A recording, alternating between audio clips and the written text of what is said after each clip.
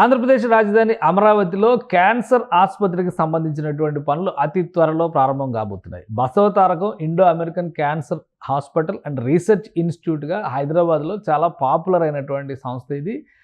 మాజీ ముఖ్యమంత్రి అలానే సినీ నటుడు ఎన్టీ రామారావు గారి భార్య బసవతారకం పేరు మీద నిర్వహిస్తున్నటువంటి హాస్పిటల్ ఇది. ఒక ప్రతిష్టాత్మకమైనటువంటి సంస్థ, తెలుగు రాష్ట్రాల్లో అందరికీ పరిచయం ఉన్నటువంటి సంస్థ. అయితే దీనికి సంబంధించినటువంటి విభాగాన్ని అమరావతిలో ఏర్పాటు చేయాలని 2018లోనే డిసైడ్ చేశారు ట్రస్ట్ చైర్మన్గా ఉన్నటువంటి నందమూరి బాలకృష్ణ. దానికి తగ్గట్టుగా అమరావతిలో హెల్త్ సిటీ ఏరియాలో ప్రస్తుతం ఉన్నటువంటి తుళ్ళూరు మండలం పరిధిలోకి వచ్చేటువంటి సీడ్ యాక్సిస్ రోడ్డు సమీపంలోనే 15 ఎకరాల భూమిని కేటాయిస్తూ గతంలో చంద్రబాబు నాయుడు ప్రభుత్వం నిర్ణయం తీసుకుంది. అలానే అప్పట్లో భూమి పూజ కూడా చేశారు. కానీ పనులు ప్రారంభించడానికి ముందరే ప్రభుత్వం మారడంతో మొత్తం వ్యూహం అంతా కూడా మారిపోయినటువంటి పరిస్థితి. అక్కడ హాస్పిటల్ నిర్మాణమే కాదు, అమరావతి నిర్మాణమే కుంటుబడినటువంటి పరిస్థితి.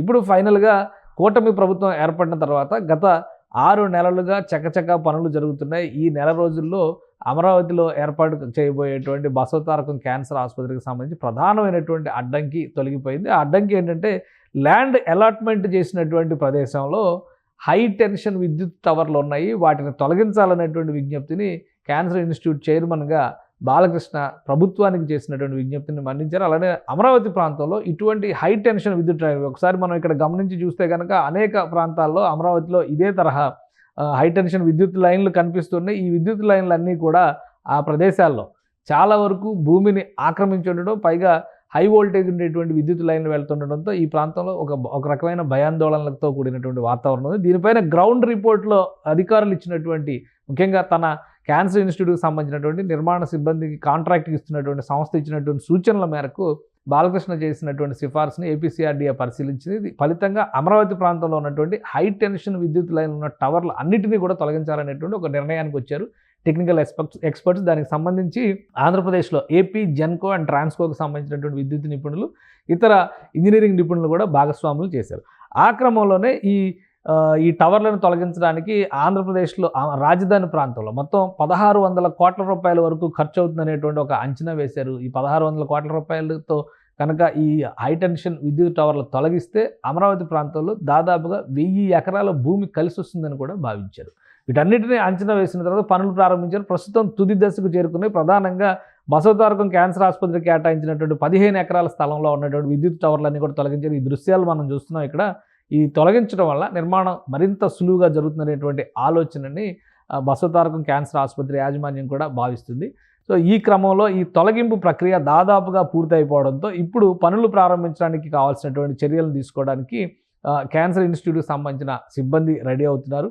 ఒకసారి మనం ఇక్కడ ఈ దృశ్యాల్లో కనుక గమనించి చూస్తే గతంలోనే దీనికి సంబంధించిన ప్రణాళికని అనౌన్స్ చేసింది క్యాన్సర్ హాస్పిటల్. ప్రస్తుతం ఉన్నటువంటి కండిషన్ ఇది, ల్యాండ్కి సంబంధించినటువంటి కండిషన్ ఇది. ఇది సీడ్ యాక్సిస్ రోడ్, అతి పెద్ద రోడ్డుగా ఇక్కడ పేరున్నటువంటిది. ఒక కార్నర్ బిట్, అంటే 2 వైపులా రహదారి ఉన్నటువంటి ప్రాంతంలో ఇక్కడ హాస్పిటల్ నిర్మించబోతున్నారు. ఇది లొకేషన్ ఆల్రెడీ ఒక మ్యాప్ డిజైన్ చేసుకున్నారు. ఇది చూస్తే కనుక ఫ్లోర్ ప్లాన్తో సహా రెడీ చేసుకుని ఉంది క్యాన్సర్ హాస్పిటల్. కాబట్టి అతి త్వరలోనే ఫేజ్ 1 పనులను ప్రారంభించారు. ఇది అవుట్లుక్ ఇలా ఉండబోతుంది. ఫేజ్ 1 పనుల్లో భాగంగా మొత్తంగా 1000 పడకల ఆసుపత్రిని నిర్మించాలనేటువంటి ఆలోచన క్యాన్సర్ హాస్పిటల్ యాజమాన్యం చేసింది. బాలకృష్ణ గారి ఆధ్వర్యంలో ఉన్నటువంటి కమిటీ కూడా దీన్ని అప్రూవ్ చేసింది. ఒకవేళ ఈ 1000 పడకల హాస్పిటల్ ఒకేసారి కడితే ఇబ్బందులు ఎదురవుతాయి అనుకుంటే కనుక ఫేజ్ 1, ఫేజ్ 2గా దీన్ని విభజించారు. ఫేజ్ 1లో చూస్తే 300 పడకల కెపాసిటీ ఉన్నటువంటి హాస్పిటల్ని, అలానే క్యాన్సర్ ఇన్స్టిట్యూట్కి సంబంధించిన రీసెర్చ్ ఇన్స్టిట్యూట్కి సంబంధించినటువంటి వ్యవస్థలను కూడా ఏర్పాటు చేయాలని చెప్పని డిసైడ్ చేసింది బసవతారకం క్యాన్సర్ హాస్పిటల్ యాజమాన్యం. ఈ నేపథ్యంలోనే భూమి పూజకు సంబంధించినటువంటి పనులు గతంలోనే పూర్తయ్యాయి కాబట్టి ఇప్పుడు తక్షణం పనులు ప్రారంభించడానికి కావాల్సినటువంటి చర్యలను తీసుకోవాలని క్యాన్సర్ హాస్పిటల్ యాజమాన్యం డిసైడ్ చేసింది. ఈ క్రమంలోనే బహుశా ఫిబ్రవరి నెల, ఎందుకని ఫిబ్రవరి నెల అవుతుంది అంటే కనుక ఒకసారి మనం పరిశీలిద్దాం. ఇక్కడ ఒక ఓల్డ్ ఇన్విటేషన్ కార్డు ఉంది. ఈ ఓల్డ్ ఇన్విటేషన్ కార్డు చూస్తే ఎవరికైనా కానీ అర్థమవుతుంది. ఇది 2019 ఫిబ్రవరి 14వ తేదీన చేసినటువంటి భూమి పూజ కార్యక్రమానికి సంబంధించిన ఆహ్వాన పత్రిక. అప్పుడు ఉన్నటువంటి ముఖ్యమంత్రి చంద్రబాబు నాయుడు అలానే భూమి పూజ కార్యక్రమానికి హృదయపూర్వక ఆహ్వానం అంటూ అప్పుడు ఉన్న కమిటీ ఆహ్వానించినటువంటి పరిస్థితి ఉంది. అయితే పనులు ప్రారంభం అయిన తర్వాత, భూమి పూజ అయిన తర్వాత పనులు ప్రారంభించాల్సిన దశలో ప్రభుత్వం మారింది కాబట్టి నిర్మాణం కూడా డోలాయమానంలో పడింది. అసలు అమరావతి నిర్మాణమే గాలికి పోయినటువంటి పరిస్థితి ఉంది. ఇప్పుడు టవర్ల తొలగింపు ప్రక్రియ పూర్తయింది. మొత్తం అక్కడ నేల చదును చేసేటువంటి ప్రక్రియ పూర్తయింది.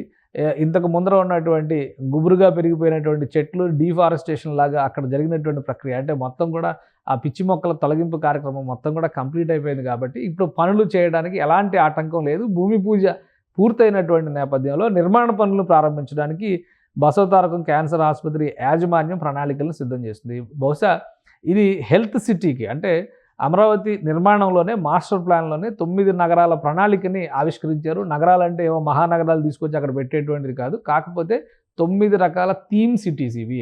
ఒక్కొక్క ప్రాంతానికి ఆయా రంగానికి సంబంధించినటువంటి వ్యవస్థలను ఏర్పాటు చేయాలనేటువంటి ఆలోచనని ప్రభుత్వం మాస్టర్ ప్లాన్లో పొందుపరిచింది. కాబట్టి ఇప్పుడు ఎయిమ్స్ లాంటి సంస్థలు కట్టినటువంటి హెల్త్ సిటీలోనే ఈ బసవతారకం క్యాన్సర్ ఆసుపత్రికి కూడా ప్రభుత్వం భూముల్ని కేటాయించింది, 15 ఎకరాల భూములు. కాబట్టి అక్కడ ఎలాంటి ఆటంకాలు లేవు, ఎలాంటి అవాంతరాలు కూడా లేవు. కాబట్టి ఫిబ్రవరి మాసాంతం లోపు నిర్మాణ పనులు ప్రారంభించడానికి కావాల్సిన ప్రణాళికని బసవతారకం ఆసుపత్రి యాజమాన్యం సిద్ధం చేస్తున్నట్టుగా తెలుస్తుంది. ఒక పని గనక మొదలైతే, అంటే ఒక సంస్థ గనక పనులు మొదలు పెడితే కొత్తగా నిర్మాణ ప్రక్రియను మొదలుపెట్టబోయేటువంటి సంస్థలన్నిటికీ కూడా ముందు వరుసలో నిలబెట్టేటువంటి అవకాశం ఉంటుందనే ఆలోచనతో ప్రస్తుతం ఎమ్మెల్యేగా ఉన్నటువంటి, హిందూపురం ఎమ్మెల్యేగా ఉన్నటువంటి బాలకృష్ణ తెలుగుదేశం పార్టీలో కూడా కీలకమైనటువంటి నాయకుడు, అలానే బసవతారకం క్యాన్సర్ ఆసుపత్రి బోర్డు చైర్మన్గా కూడా ఆయనే ఉన్నారు. కాబట్టి అందరికీ ఆదర్శంగా నిలిచే విధంగా ప్రైవేటు సంస్థలన్నీ కూడా నిర్మాణాన్ని శరవేగంగా ప్రారంభించే విధంగా ఉండాలంటే బసవతారకం ఆసుపత్రి నిర్మాణ పనుల్ని నేరుగా ప్రారంభించాలని ఆలోచన చేస్తున్నట్టుగా తెలుస్తుంది. సో భూమి పూజ ఆల్రెడీ అక్కడే పూర్తయింది. కాబట్టి నిర్మాణ పనులు ఫిబ్రవరి మాసంలో మొదలయ్యేటువంటి అవకాశం ఉంటుంది. ఫస్ట్ ఫేజ్ని 12 నుంచి 18 నెలల్లో పూర్తి చేసేందుకు కావాల్సినటువంటి ప్రణాళికను కూడా సిద్ధం చేసుకున్నట్టుగా తెలుస్తుంది. సో ఫిబ్రవరిలో బసవతారకం క్యాన్సర్ ఆసుపత్రి హైదరాబాద్లో కాకుండా మరొకటి అమరావతిలో ఏర్పాటు కాబోతుంది. దానికి ఏ రోజు ముహూర్తం నిర్ణయిస్తారనేది ప్రస్తుతానికి సస్పెన్స్.